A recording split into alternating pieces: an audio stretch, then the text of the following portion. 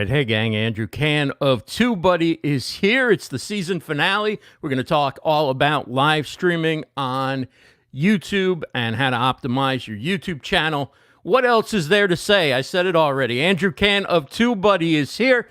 Let's do a show.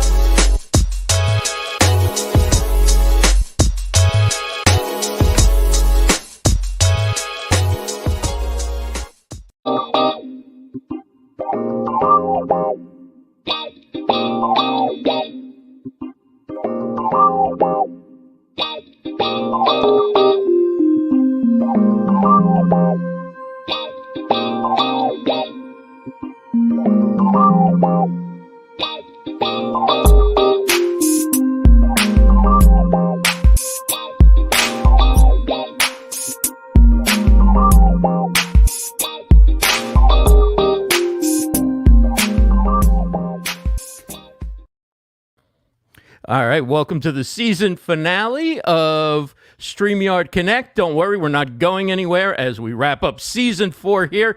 We will be back next week with the start of season 5, but I do like to think in terms of seasons. We've done a lot of YouTube and video production and video optimization shows. We've talked a lot about gear as well this season, and we've had some amazing guests, and I am super excited to bring Andrew Can of TubeBuddy on to the show in just a few minutes.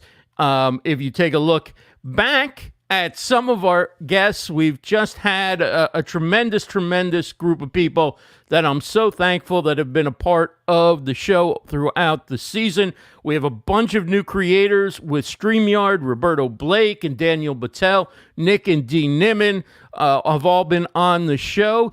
Daniel Glickman, the new head of growth for StreamYard, has also been on the show.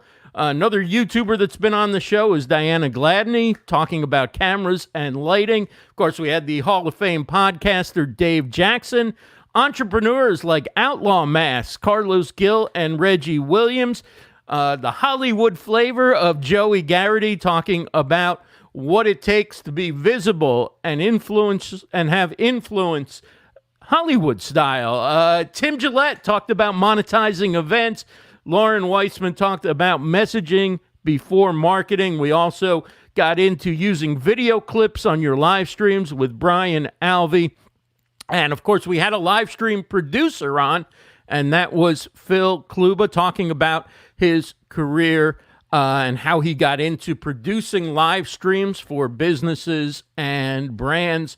And of course, we had the superstars of live streaming, our own Gage Vandentop, the founder of StreamYard, and somebody who's really put this company and put the ability of creators to use a tool that's easy to use and yet is very stable and very professional on the map. And it's been growing, and it's been an amazing season. Also, on that episode, which was our 50th, we had Leslie Nance, former Periscoper of the Year finalist for the Shorty Awards, someone who used live streaming to build her business and now is using it within her business.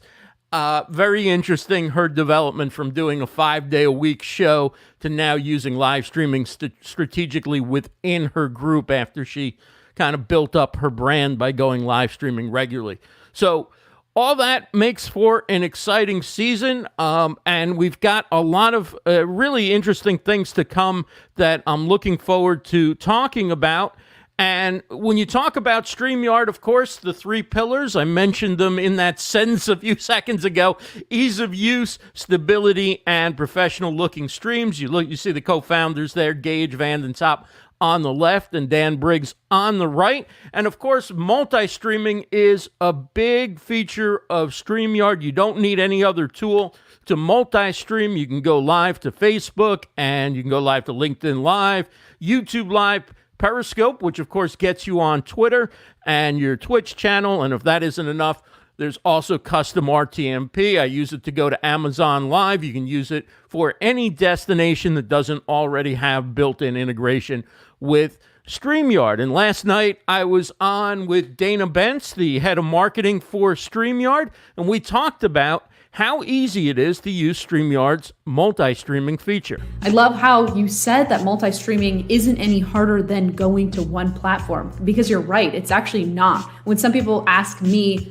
like, Dana, how do I do a multi-stream? Like, what do you do to multi-stream? And it's just like, you click your other destinations and that's it. Like, and then you're going live to 3 instead of 1, or 10 instead of 1. Well, 8 on StreamYard instead of 1. But it's just that easy. So if you haven't tried multi-streaming yet, it's not something to be afraid of. Really, the experience is very similar to just going to one destination, except that you choose the other destinations before you go live, and all your comments aggregate into the comments tab within your studio. And so it really is no different than managing one destination, except you might get more comments and more viewers, and you'll probably be happy with that, even if it's slightly more work. So something to think about. You can catch that episode with Dana. We talked about a lot of different things related to live streaming and personal branding. That's on her Dana Bentz YouTube channel. That was last night, and thanks to Dana for having me on and for that discussion. Let's get to some things going on with StreamYard. Daniel Glickman, as I mentioned, is the newly appointed head of growth for StreamYard, and he started his own show yesterday. It's the newest addition to the StreamYard lineup, and here's how it began. Welcome to StreamYard Tech Talk, where we take a deep dive into live streaming technologies. You can learn from the expert streamers about what hardware, software, and tech setup they use to go live.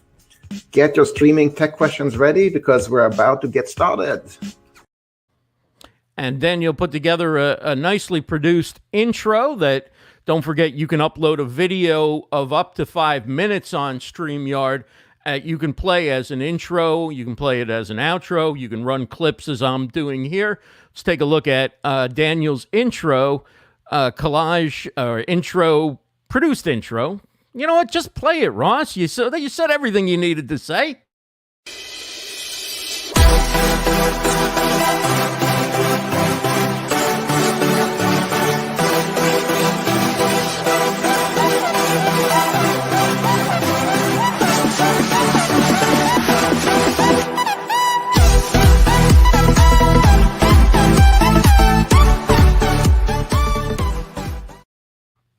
So you can catch StreamYard Tech Talk every Tuesday at 11 a.m. Eastern on the StreamYard YouTube channel and the StreamYard Facebook page. And also, our team is growing. Daniel's going to have a couple more team members joining the fold. Christian Karasiewicz, may know him from Social Chefs or Social Chatter. He's going to be joining up with StreamYard to work on some new blogging opportunities. And Julie Riley, who was with Social Media Examiner, she's going to be the social media manager for StreamYard. So we welcome them both to the team, and I'm sure you'll be seeing them on the show at some point. Also, the new feature, volume control, is here. And the point I want to make about this is really valuable in a pinch.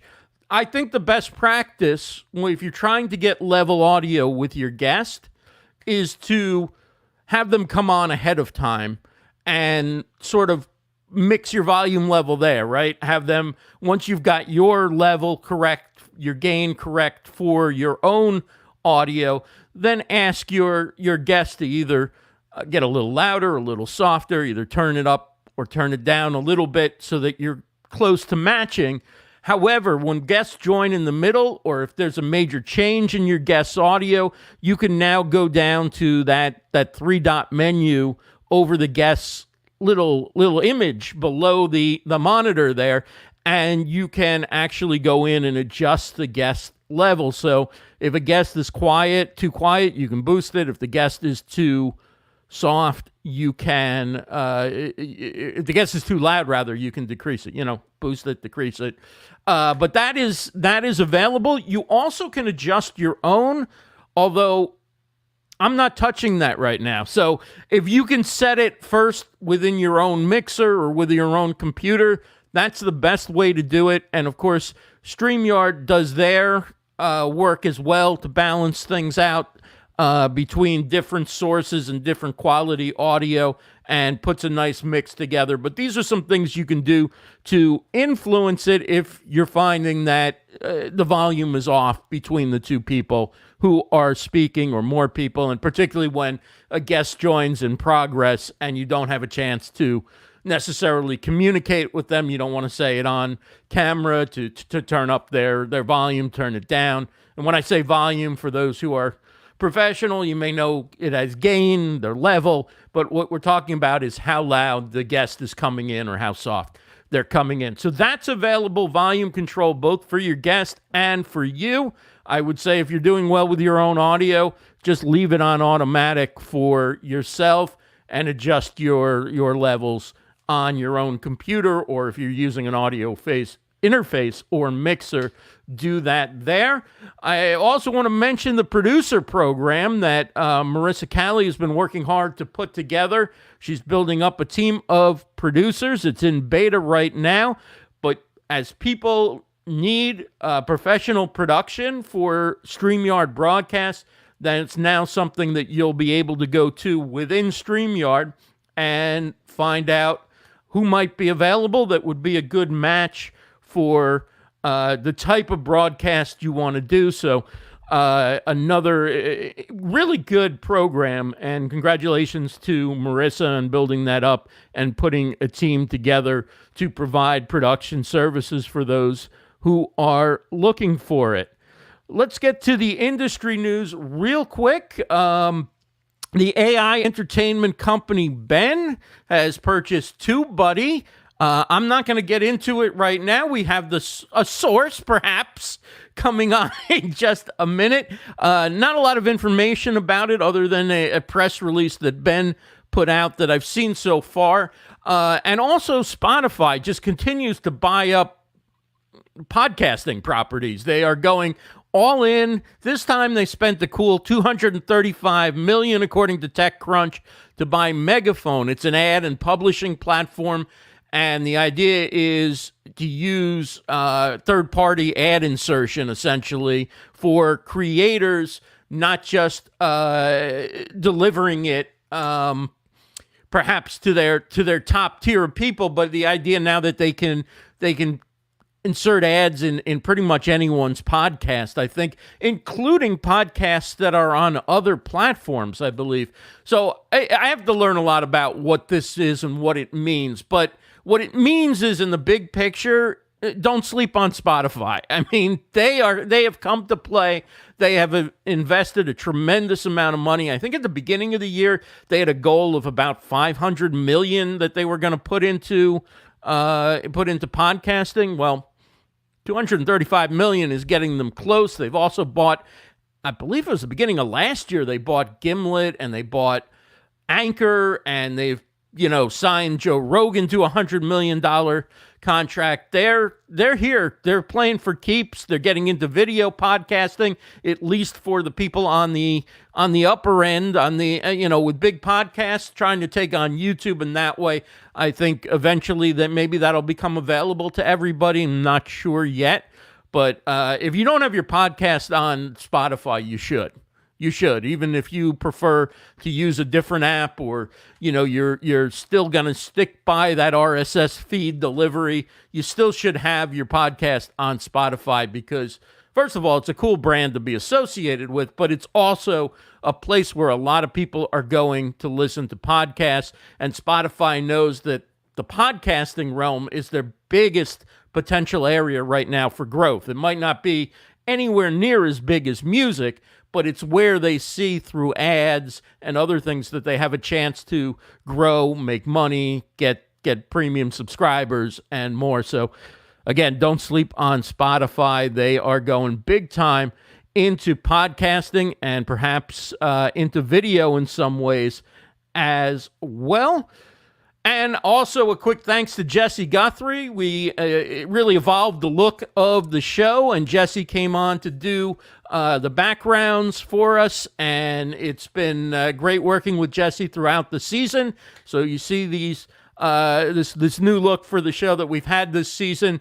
I want to thank Jesse Guthrie for working with us to do that. StreamSense Media is his website, streamsensemedia.com. And if you're not yet using StreamYard, give it a shot. Livestreamuniverse.com/StreamYard, livestreamuniverse.com/StreamYard to get started. This is the season finale of StreamYard Connect. We have our guest, Andrew Can, who we'll bring up in just a second from TubeBuddy. And I'm Ross Brand. This is StreamYard Connect. We're here every Tuesday, 2 p.m. Eastern. On Wednesday, in fact, we're here every Wednesday. I think they say with, the lockdown and staying in, sometimes you can't tell. No, I'm not going to blame it on that. I got it wrong. It's all right. So every Wednesday we are here, and join us as we go into next season. We're not only going to feature some of the new talent that's coming along with StreamYard, but we're going to go off into a bunch of different topics. I've been talking with a photographer who's going to come on about how to use photography for your social media graphics and your YouTube channel art and all the different things you need to do on social media for branding and for photography, and a lot of other great topics. We're going to do some more panels. We did one a couple of seasons ago, and we definitely want to do another one coming up this season, and a whole lot more. But now let's get to the star of the show. He is the head of video production at TubeBuddy. He's YouTube certified, and he's an award-winning filmmaker and just a great teacher of how to use YouTube, how to optimize YouTube, and a good friend and somebody that I have great admiration for the way he goes about doing his business and the way he creates videos and the way he really engages with the YouTube community, the live streaming community. Andrew, welcome to the show. It's great to have you on. Thank you so much for having me on. I just wanted to give you a quick congratulations. 5 years, 4 seasons, and 100 reasons to subscribe to not only Ross, but StreamYard. Go ahead and do that if you aren't already. Very nice. Thank you, Andrew. It's great to have you on. Before we get into live streaming and TubeBuddy, let me ask you about the acquisition by Ben. There's not a lot of info out there yet. What are your thoughts on that? So for starters, I was very, very, like everyone else, I was very caught off guard. But seeing the work they're doing, seeing the stuff that is coming, it is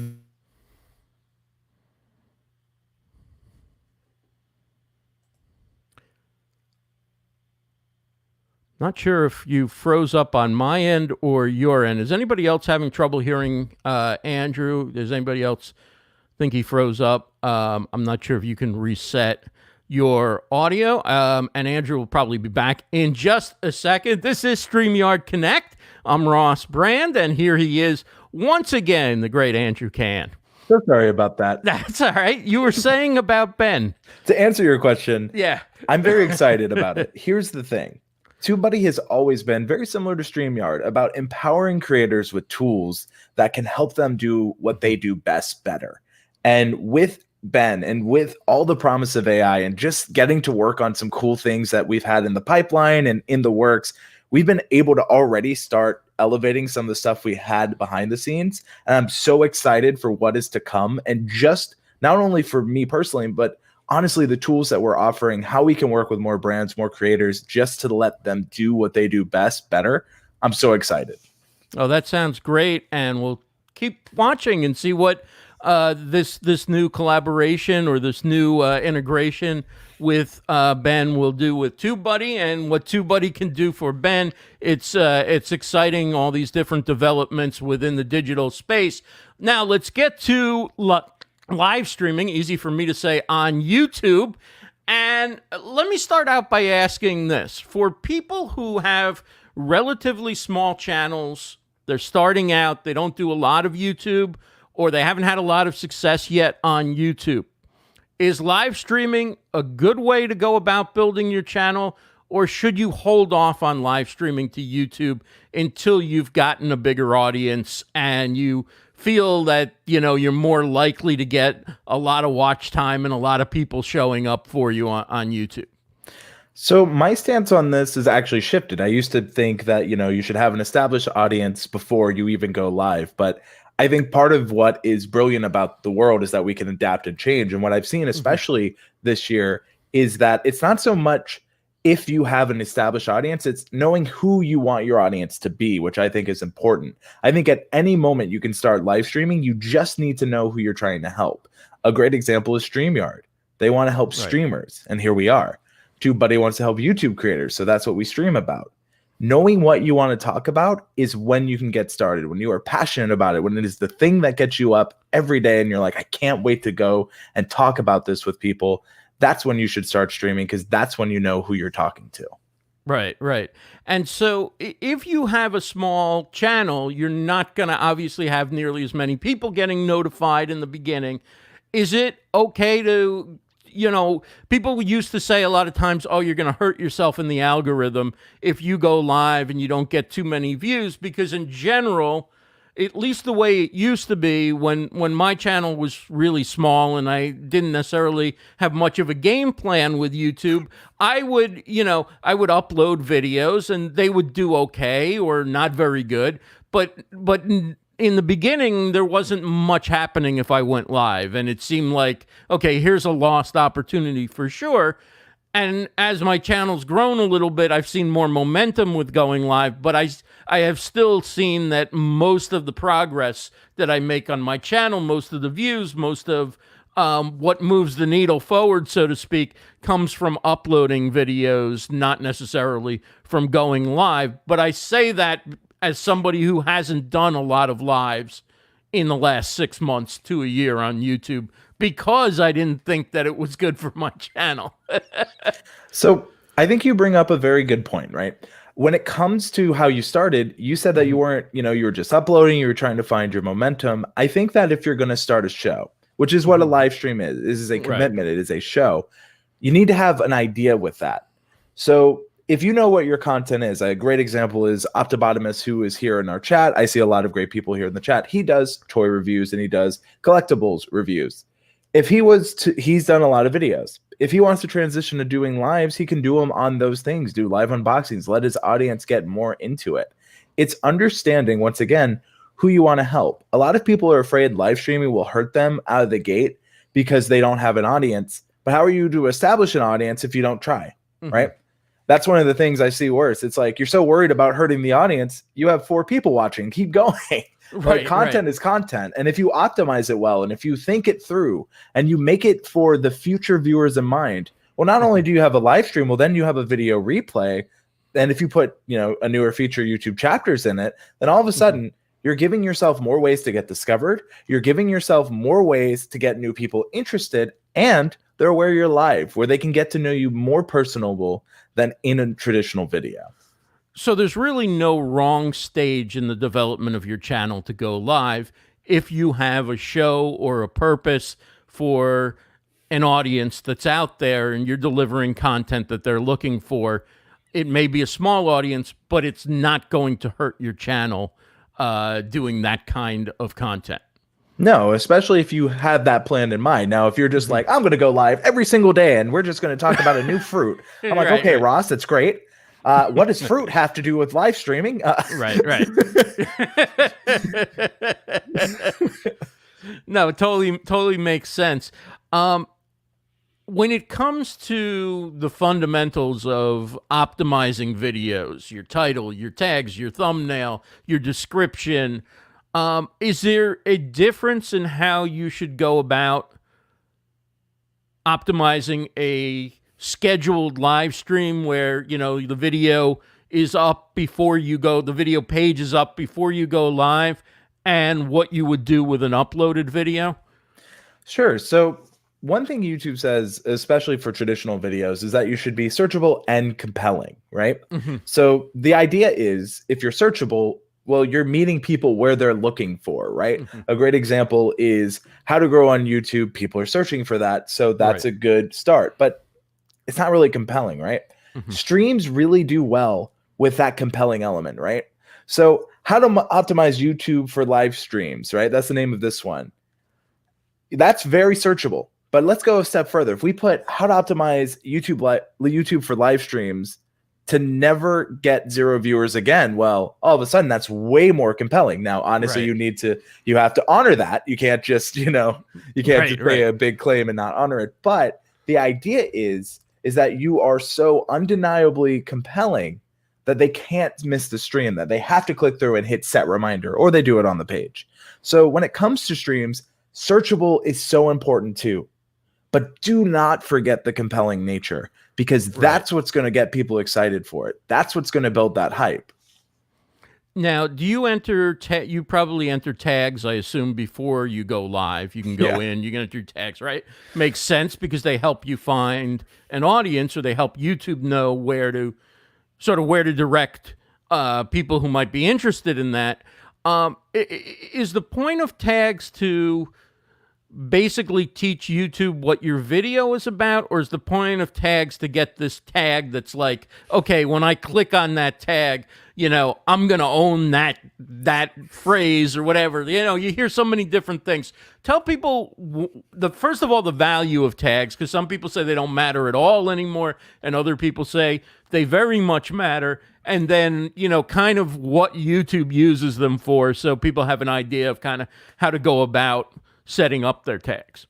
Sure. So I always say tags they still matter. First of all, YouTube says they play a minimal role, but that's still a role, right? So the problem a lot of people in our space have with tags is that for so long, creators would just fixate on them to the point where they wouldn't make new videos. And that's very detrimental. If you're not streaming, if you're not creating content, it doesn't matter that you haven't found the right tags. It matters that you're not making content, right? So the problem was people focused and obsessed over them. Tags matter, and they help you in the initial upload of your video. They help YouTube understand, hey, the example is this stream. This stream is about how to optimize YouTube for live streams, right? So YouTube goes, okay, we see that in the title, we see that in the description, and we see it in the tags. When all three of those things are in alignment, YouTube has a clear idea of what that's about. Why that matters is because YouTube knows what our viewers watch. They know what people have seen before. I'm sure a lot of you here, if you are regulars on StreamYard, you know the streams. YouTube knows you know that too. So when they see that you, Ross, or anyone here on the channel is publishing, they know, okay, Ross has told us this is what it's about.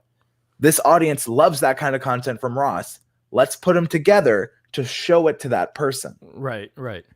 Now let's take a look at the description. Descriptions tend to be a mix of telling people what the video's about, getting some keywords in there for sure. Doesn't always read like a Hemingway novel. And then also having some links, be it to your properties, to a product, to a service, to something that you're talking about in the show that's relevant.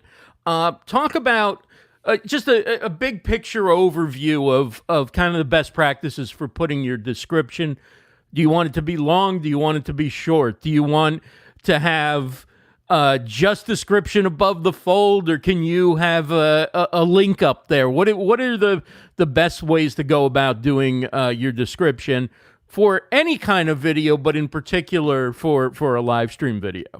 For sure. So in the terms of the generality, because it goes for both like published videos and streams, you want to accurately describe it so that YouTube can look at your description, look at your title and tags, and match the relevancy. So those first 200 characters really, really matter in terms of accurately describing the stream, so YouTube knows, okay, this is what it's about, let's do this. A lot of times I'll see people make the mistake where they're like, hey guys, it's so great to be back here again on this Thursday. I ate an apple pie. My new favorite thing is this cup. And I have sometimes used chapstick. And it's like, what is this video about?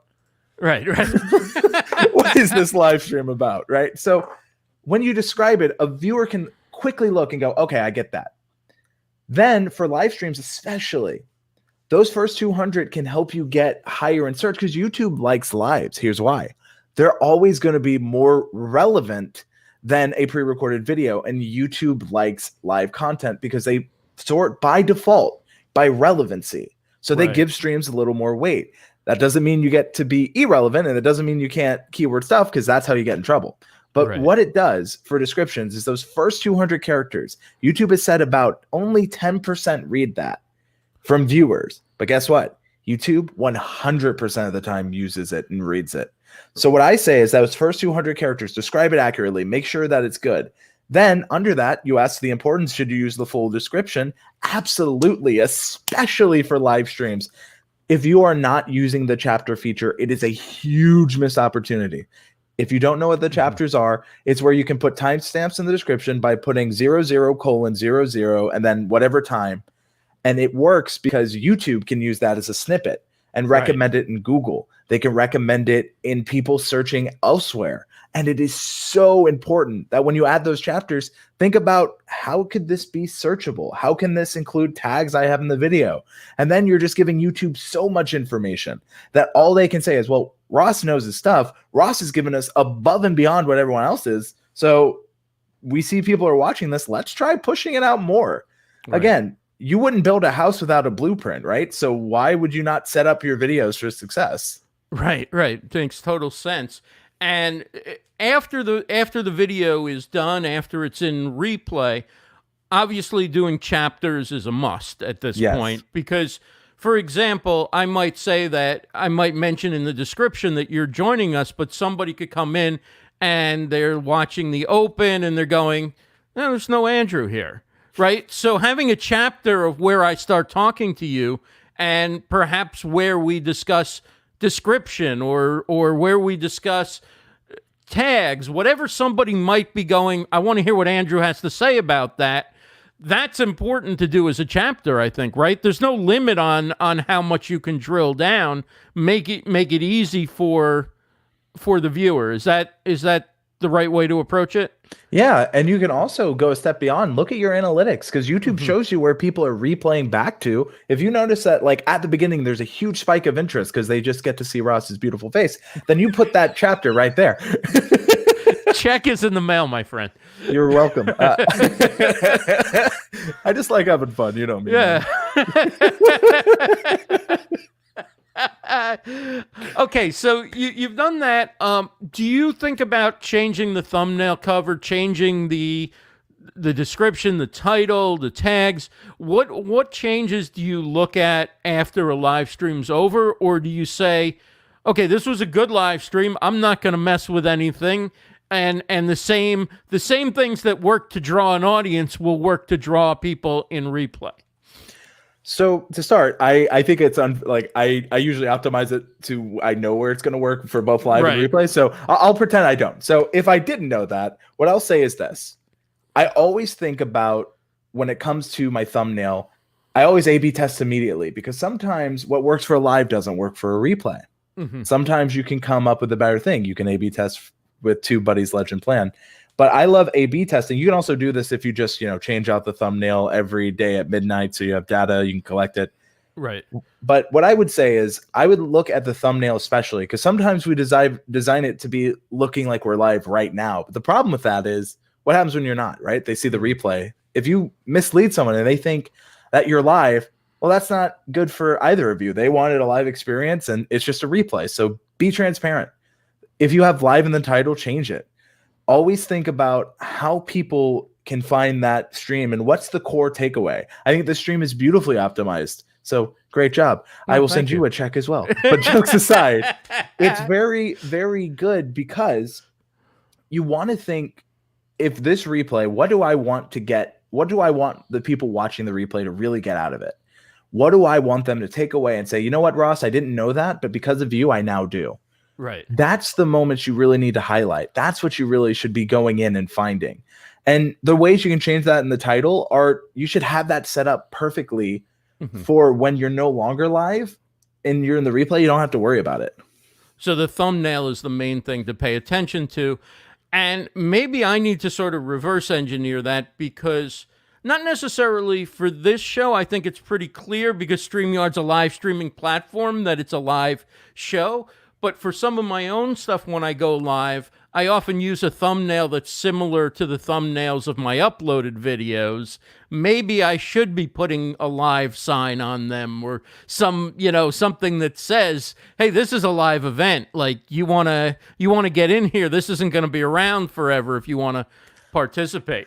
Exactly. And then they're like, oh, wait, Ross is live now. I don't want to miss that, because then immediately no one wants to go, I missed the boat. I'm so glad I wasn't there for the event.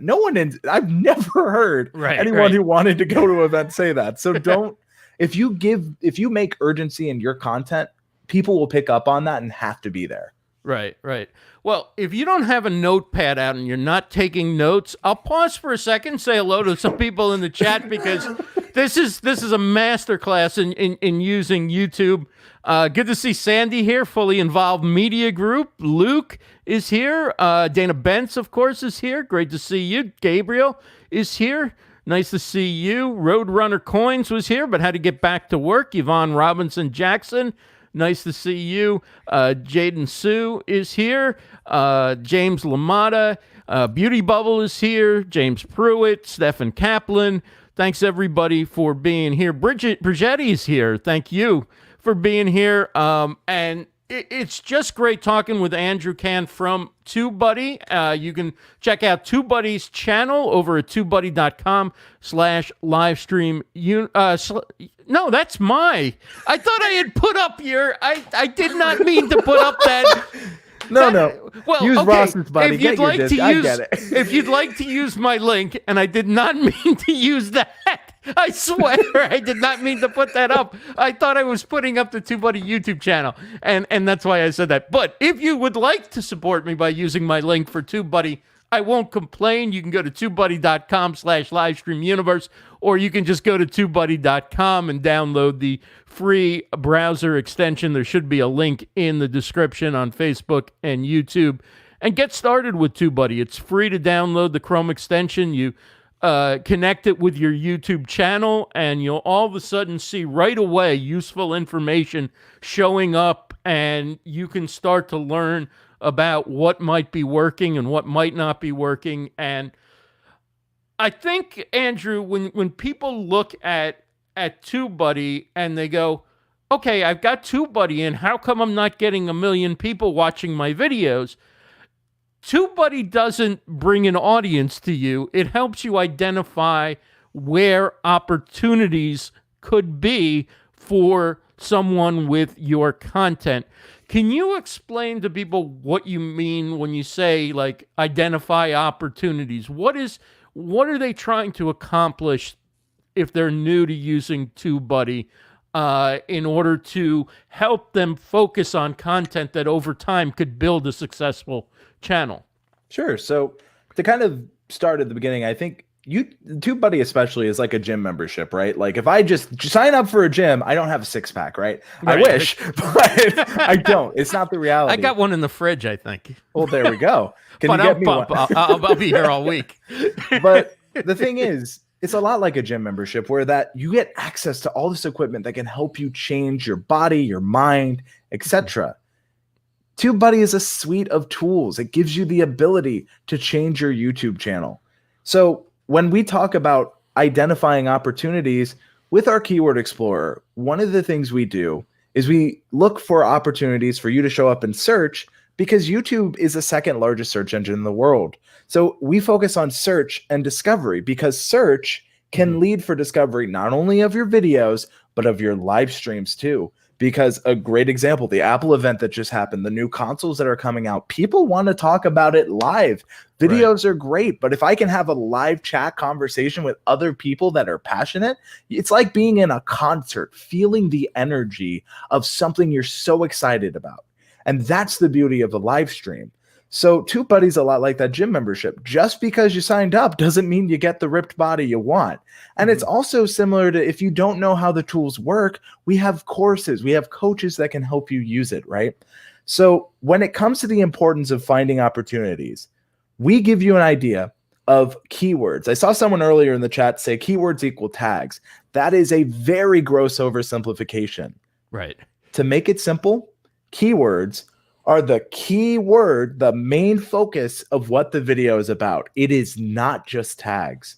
When we give you a keyword, that is what people are searching for, what they're passionate for. And then we break it down even further and we give you a score. Right, right. And can you describe like what you should do once you get the score? Like if you get a score that's 10 or 40 or 30 or 20, do you not use those words in the title? Do you go, okay, I better keep searching? Or do you take that as, okay, that's 1 point against this, but there might be another reason to use those keywords anyway in my title or description? So, Ross, I'm so glad you've asked this question. If you can just give me 1 second. Sure, take your time. I have a helpful teaching aid that I teach all the time. So, Ross, you are not the only one with snazzy effects here. Some of us have some, some grassroots kind of ways to do things. So, okay. People focus so much on the score too, buddy, but it's more like a traffic light. So you're not the only one with special fancy effects, Ross. Here we are. So screenshot taken. So here's the thing, right? We've had our fun, but here's the truth. People focus way, way, way too much on the number without the context of the graph, right? Mm-hmm. The graph we have shows 5 different things, but I focus on 3. It's like driving a car. It is like a traffic light, right? So if we understand that, then we know that red right here, like if I go back to my traffic light cam, welcome to us on our news hour for the traffic light cam. So we know red means to stop. In terms of keyword research, that means you should stop and consider another keyword, right? Mm-hmm. Yellow is to be cautious. I know that if I run a yellow light, a cop could pull me over because I assume the risk of running the yellow. But the plus side on that, the reason why people do it is I could get to where I'm trying to go faster. In terms of keyword research, if I take that risk, if I go and run the yellow, that could make my video do very well. Right. And of course, green, you're good to go. But it's that yellow to green where I focus on because there's two kind of drivers. There's lots of different creators. I'm slow and steady at the yellow light. I'll slow down and yield, but I know Dana Bentz, who gives her 2 cents, will be going right through the yellow. She's going to say, I'm never hitting. You're never going to catch me, cops. And that's Dana. But, every creator is different. Where I might slow down at a yellow, Ross, you might go through it. Mm-hmm. It's your confidence in your driving. In terms of creation, it's your confidence in how much and how well you can make a video on that topic. Right. If you're not that confident on it, then maybe you don't make it. But when you see a yellow, you're like, you know what? I'm booking it. Right. That's your call to make as the creator. For people who are new to TubeBuddy, what are a couple of the free features that maybe we haven't discussed that they should consider looking at sooner rather than later and take advantage of? Sure. Upload defaults. If you are a streamer, you can have different streams. If you have multiple streams like StreamYard does here, you can save all the information on the back end in YouTube and it's TubeBuddy, and all you have to do is hit apply and it saves everything, your title, your description, your tags, your guests, everything. So you don't have to sit there and go,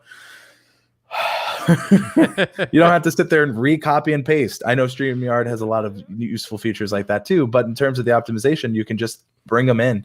There's so much that saves time. We now have the best time to publish, where if you have a good amount of data, which YouTube provides, you can see when a lot of your viewers are online. So when you are either publishing a video and I made sure, and we all made sure to focus on streamers because we understand how important they are. You can say, hey, most of my audience is on at this time for 4 hours. I should probably stream when they're online.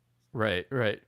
Do you have a sort of a philosophy in terms of the right mix of content? Like, should you just stream all the time if that's what you like to do? Should you mix in stream, 2 uploads, stream, or stream once a week, upload once a week? What for somebody who's not, doesn't have unlimited time, right? They can create a couple of pieces of content a week, maybe 1 piece of content a week. What is the right mix between streaming and uploading? So I definitely think you should try to do both because you want as many opportunities to focus on your brand or you as a creator.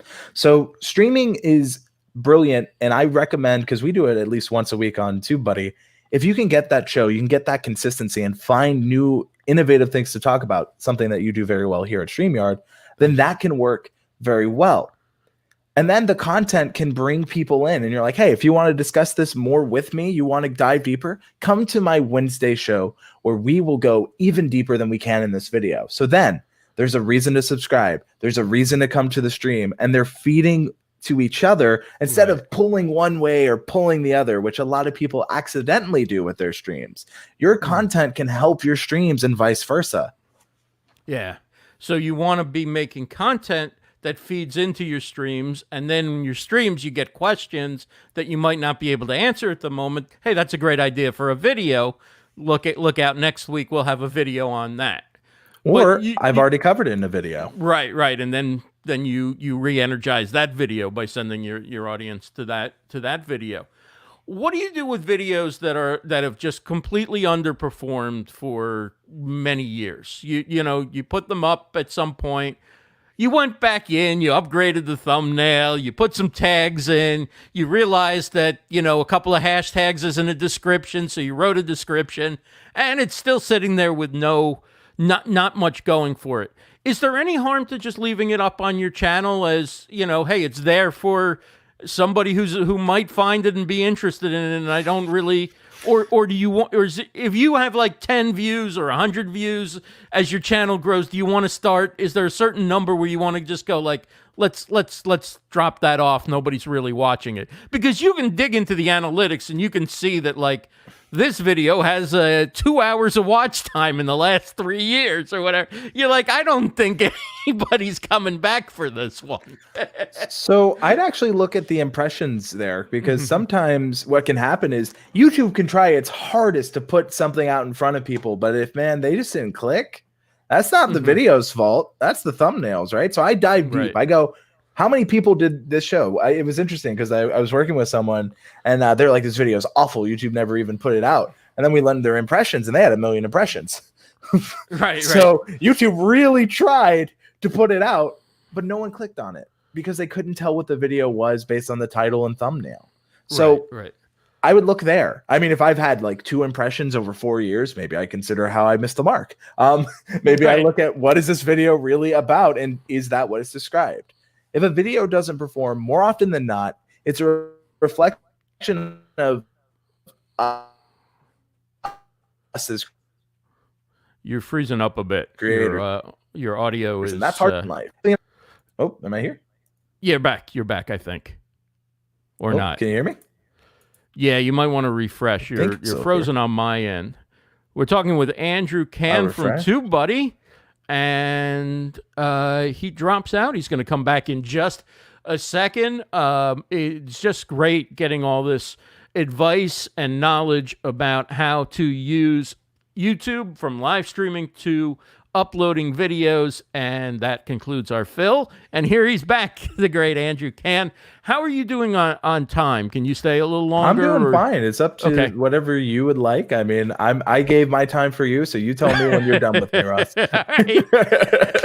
right. Well, I've done a 5-hour stream, so you don't want to just let me. Well, Ross, I've done a 24 one, so I can go for 24 hours. Hey, this is the warm up. No, let's turn quickly to analytics.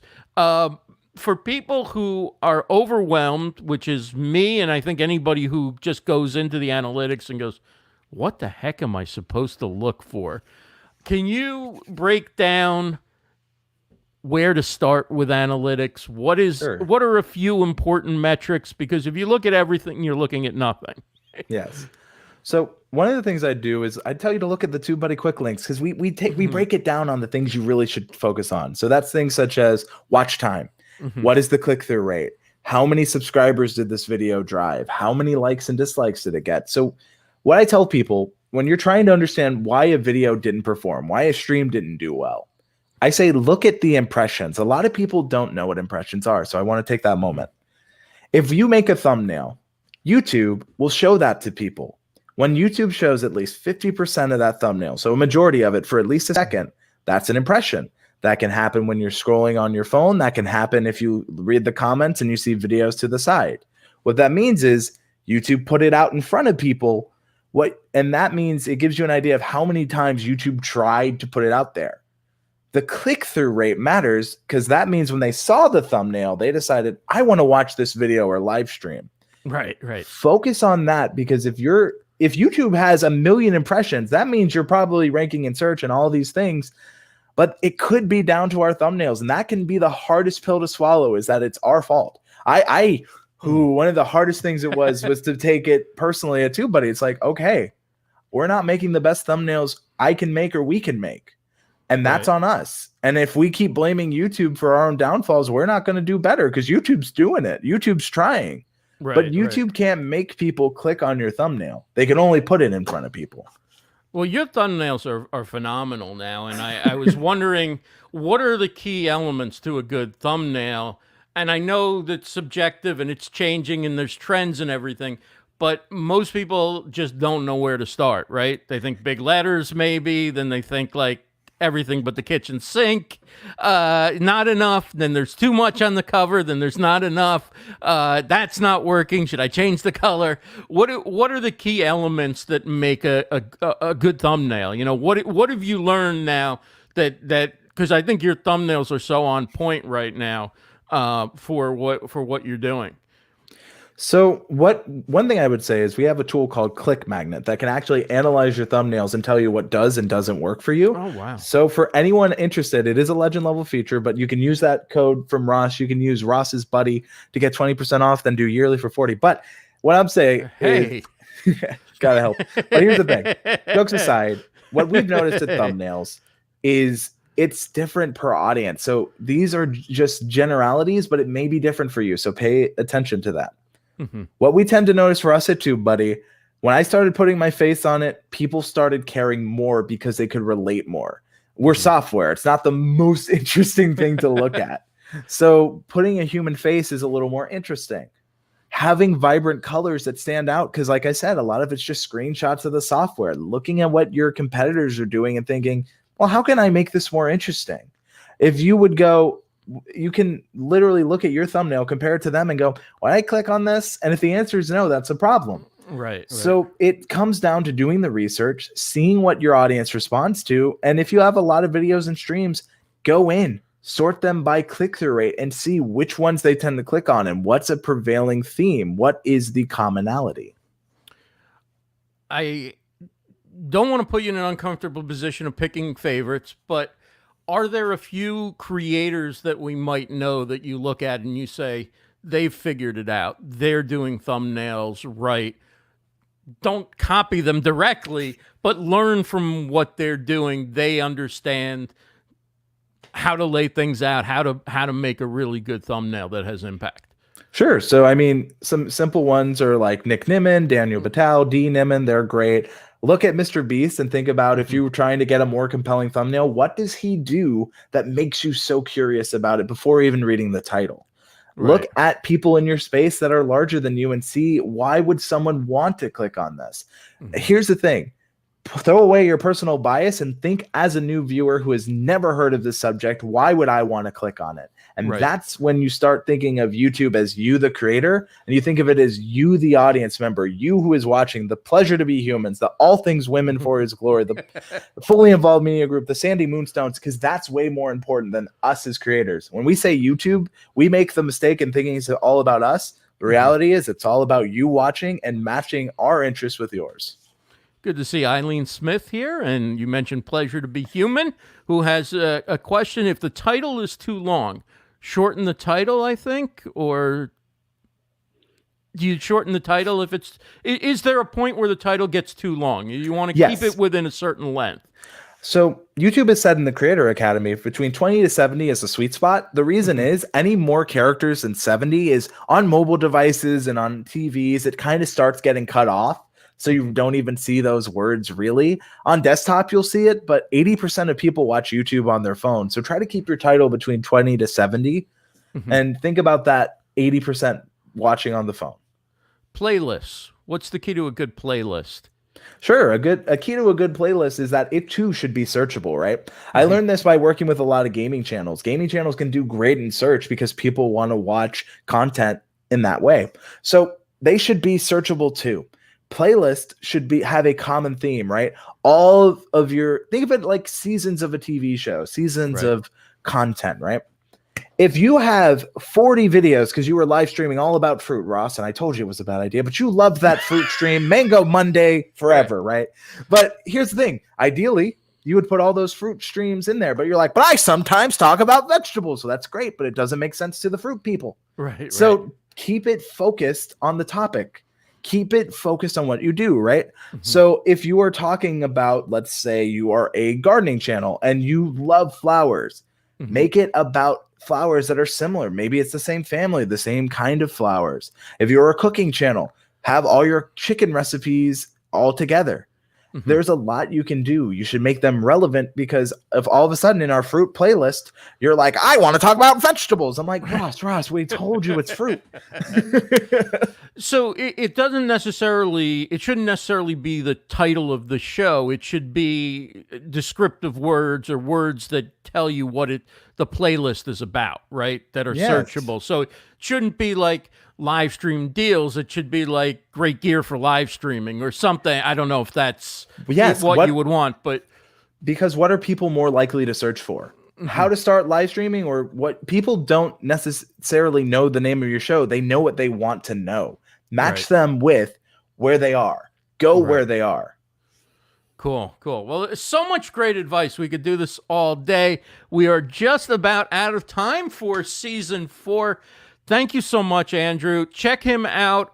You can find him on YouTube. He's got his own channel, which is awesome, too. It is youtube.com/AndrewK. And TubeBuddy's channel is youtube.com/TubeBuddy. And of course, if you haven't downloaded the TubeBuddy browser extension, it's free to get started.